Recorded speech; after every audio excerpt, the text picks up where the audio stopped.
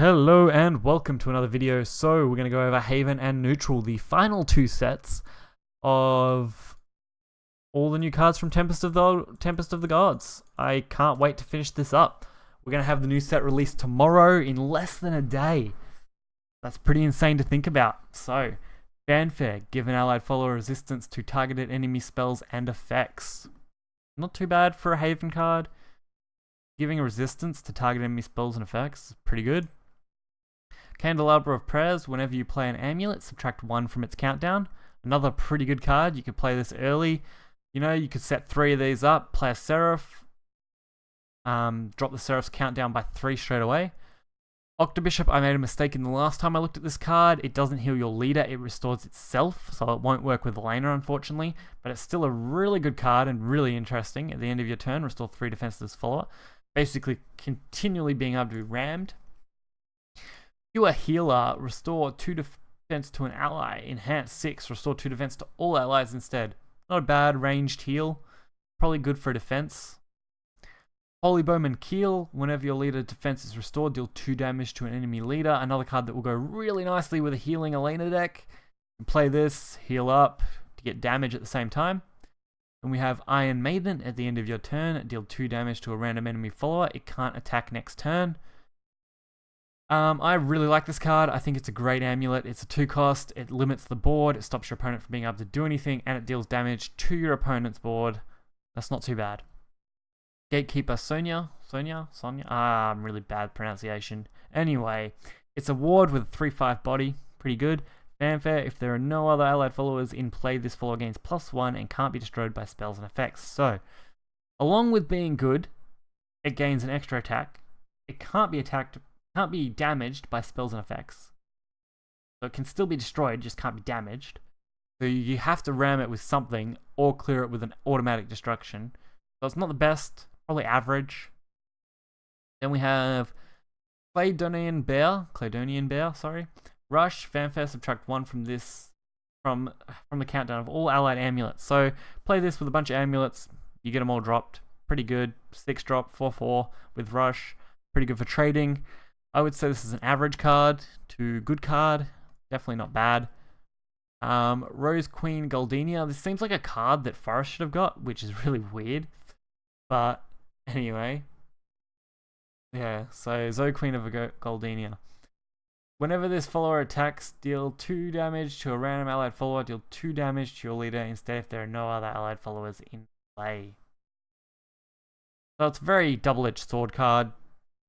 That's really a little weird, I think, because it's only a 3/4 stat line for 3, which is pretty average to good. It's definitely good. So, that's interesting. Judge of Retribution, fanfare, banish an enemy follower with 3 defense or less, then draw a card.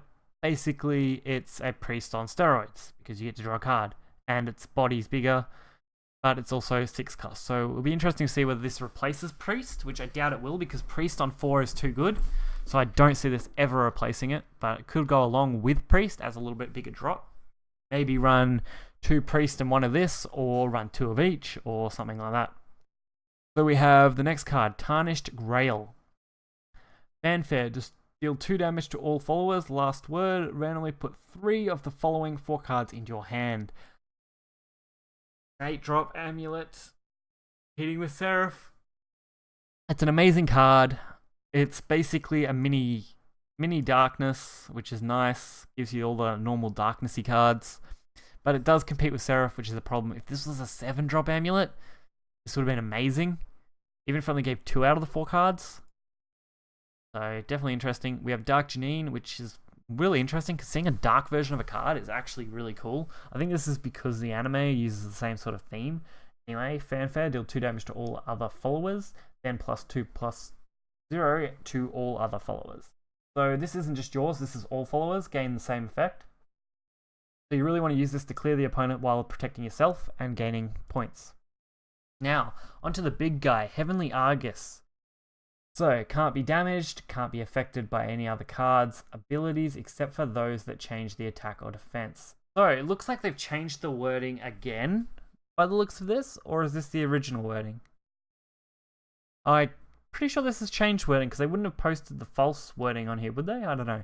Either way, if this is new wording, which I think it might be, I'm really glad to see this. Can't be damaged, can't be affected by other cards' abilities, except for those that change this card's attack. So they've specified change, so now we know it can't be destroyed by anything, pretty much. That's it. The only way to destroy it would be to drop itself to 0 with a card effect, and there isn't one that currently does that. So this thing is undestroyable. Completely undestroyable. There is nothing you can do about it. This gets dropped turn 9, you've either got to kill your opponent before they kill you, or this thing's just going to completely destroy you. So, not much to say there, except defeat opponents before 9, especially if you're playing against a Haven class, obviously. So, now we'll go over the last lot of cards, the neutral cards, which are semi-interesting, I think. Goblin King, which is a new Goblin card. Gold, it comes off another card, I'm pretty sure, so that's pretty cool. It's a ward. Average stats, neutral. We've got Wise Merman. Fanfare, gain +1/+0 to an allied neutral follower, so it's another neutral booster. Clash, destroy an enemy follower if its attack is 1. So, Owlcat, I love the art, it's just awesome. The clash effect is pretty good, especially against early decks like, what's it called, Fairies or Blood, where you have a lot of 1-drops. Test of Strength, leaders can't be attacked if there are followers that can be attacked in their area. Another really good card for a defensive if you can set up a wall. So definitely interesting to see that played against aggro. We got Axe Fighter, Enhance 6, gain +3/+3, your pretty average boosting card. Wandering Bard Eleta. Evolve, followers and amulets, fanfare, necromancy, enhance, and earthright abilities activate upon being played from hand will not activate. This effect lasts until this follower leaves the area. So this is the one that I thought had a similar effect to the legendary for Shadow, I think, was it? Yeah, Shadow? Yeah. Okay. So basically this stops all enhance abilities, all fanfares, all necromancies, all earthright abilities. Doesn't stop last word, which is fine, but these all stop all the effects basically that activate from hand. This effect lasts until the follower leaves the area, so until this thing is destroyed, you can't do anything. If they can defend this and leave it on board more than one turn, you're not getting rid of this easily. Not without using a board clear of some form or something like that. We have Frozen Mammoth. Whenever you play a follower, this costs at least 7 play points to destroy this amulet. Last word, summon an Imperial Mammoth. I actually really like this card. I think it's interesting. When you play a follower that costs 7, I could see it being interesting, so I'll just leave it there for that. Impartial Strix, or Strix, yeah. Fanfare, gain +2/+2 if you have at least 20 neutral cards remaining in your deck. So I'm pretty sure these cards are going to glow when you have 20 neutrals. It's definitely only a neutral card, so average. Goblin Princess, fanfare, summon two goblins. Last word, put a Goblin King into your hand, which is the one we looked at before. It's actually pretty good. You get to summon 2 goblins and you get a Goblin King. All for 5. Not that bad. The War Cyclone is quite cool. It's got ward, so it's an okay stat line for a ward with 3. Enhance 10, deal 1 damage to all enemies 4 times. So I don't know if the enhance is really worth it. 10 for that enhance with the way the stat line looks is really bad. I probably would have had the enhance be maybe a 7, 8, but not 10. I just think that's a little high, personally. Then we have Soothing Harpist, fanfare, fully restore the defense of an allied follower that has attacked this turn, give it the ability to attack 1 more time. This is going to create some interesting combos for lethal, because you get to fully restore the defense of an allied follower, then attack that has attacked, so you get to attack once, play this, heal it, and attack again. And if you could pull something crazy off, that would be awesome. Then we have Earthshock Ogre. Fanfare, deal 3 damage to an enemy. Average, 8 drop, 6/6, 3 damage, nothing special. Then we have Israfil. Israfil? Yes, okay. Fanfare, restore 4 defense to your leader. Whenever this follower attacks, deal 2 damage to all enemies. It's another card that's very similar to Odin as a setup. Whenever the follower attacks, I can see this being comboed with Sanquil. Sanquil, that thing that summons out neutrals. This will be an amazing card for board clears and a little bit of healing. Then we have Zeus, Stormbane Ward. That's basically all Zeus is. He's a big 10 drop, 5/10, so he's huge. He's evolved 7/12. He's got Ward, so he's a good defense. He's got Storm, so he's a good attack. And he's got Bane, so he instantly kills things.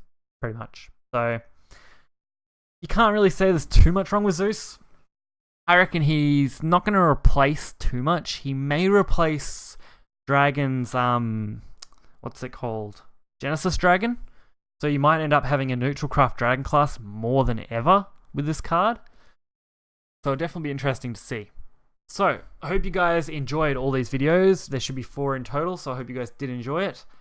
We will be streaming tomorrow. Look forward to that. Please come. We're going to be opening 70 new packs or more, depending on how things go. Make sure you have some donations ready, and we might even open even more packs if we can get some money in there to open them. So, hopefully you guys enjoyed this video, and I'll catch you guys next time. See ya.